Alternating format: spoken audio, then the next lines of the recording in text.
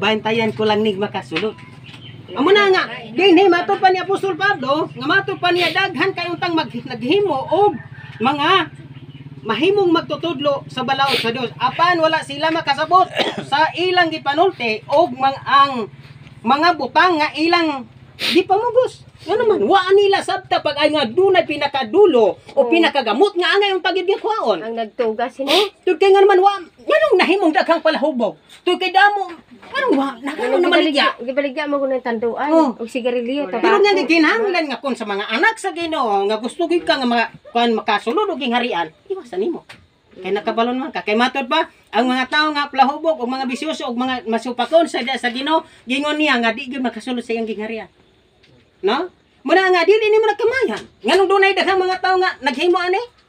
Dili man ingon nga sala nila una-una. Tungod sa Naghimo.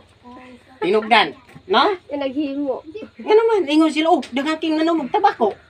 Kaya ang naghimo po sila. Dili man ingon nga, oh, ngano sa nam dining tabako? Nganong di ni baligya nga imong kuan di lang kay manabako para mo likin.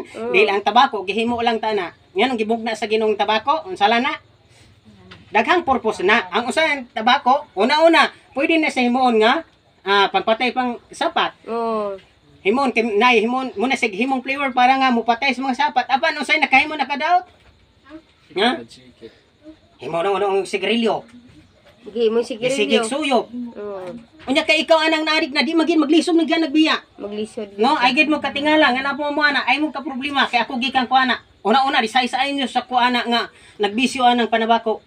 Wala siguro mga bata diring nagsugod panabako, no? Aga mo ba? Ha? Ako ni nagatubang dire. Pero abi ninyo, sugin lang ta mo.